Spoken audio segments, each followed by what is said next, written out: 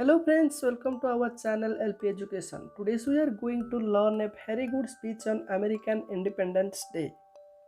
My name is Smriti Ranjan. Thank you dearly for the chance to speak to you today.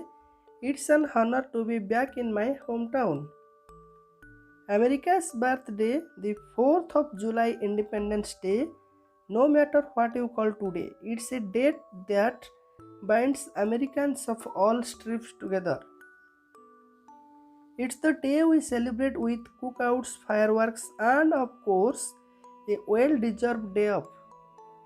We also honor and remember the Declaration of Independence, our nation's founding document, first adopted by just 13 American colonies. But what is it really? Well, it's a piece of paper containing a specific set of ideas shared into the conscientiousness of every person who calls America home today.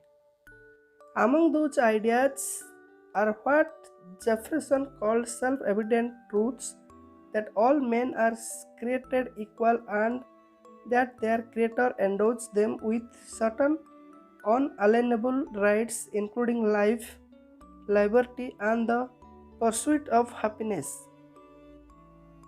More than a full year before, delegates of the Second Continental Congress put their names on that essential piece of paper.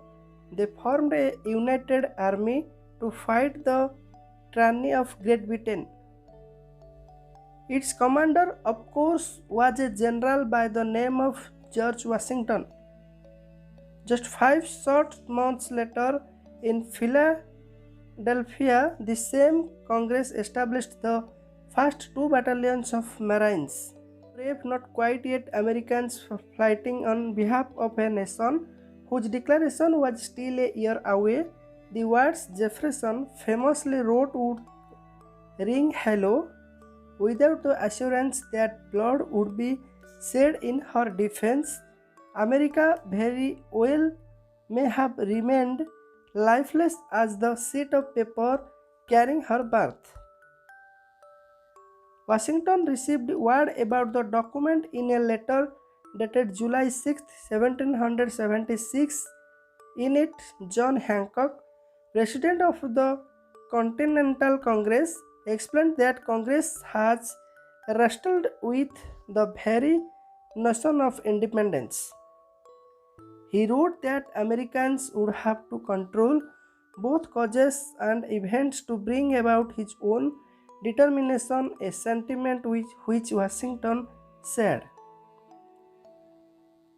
For the troops serving in Washington's largely untrained army, a declaration of independence meant that they would be fighting not for the defense of their colonies, but for the birth of new nation, for a new way of life where they and only they would control its direction.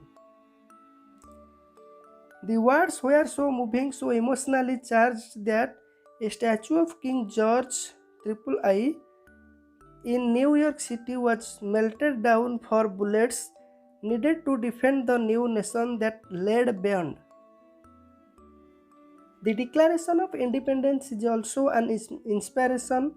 It was and remains a goal, just as the Constitution seeks to form a more perfect union. The Declaration summarizes and eloquently explains out why our founding fathers would not only seek but demand independence from the crown in London. Having stated the reason of a long train of abuse, it closes with these united colonies are and of right out to be free and independent states. Absolved from all allegiance to Britain, this marked the beginning of the end of the crowd that tied the colonies to a trend. What guarantees goals such as these? For one, the promise of colonial, now American face will meet British ones on the field of battle willing to die for their own freedom and the freedom of their families, their neighbors, and for future generation of Americans whom they never had the chance to meet. The same percentage was shown just 13 years after America was declared independent when they again took the greatest naval power the world has ever known, Great Britain, in the War of 1812. It was on display later when the country was tearing itself apart. During the Civil War and the trenches of Europe on the shores of Utah Beach of on Iceland of the Pacific in the hills of Korea and the jungles of Vietnam. And it's ongoing today in Afghanistan, Syria and Iraq. The spirit of freedom will prevail wherever tyranny is met through American soldiers, sailors, airmen, marines, and yes, even the Costa is willing to stand up and face freedom enemy. I will leave you with General George Washington fitting words inscribed as the American Veterans Disabled for Life Memorial in Washington DC. To that meritorious class of veteran, non-commissioned officer and private who have been discharged for inability, nothing should be a more melancholy sight than to behold those who have shed their blood or lost their lives in the service of their country. Today we honor the memory of those who boldly declared independence by living free, thanks to those who continue to show the bravery and selflessness required to keep us that way. Thank you.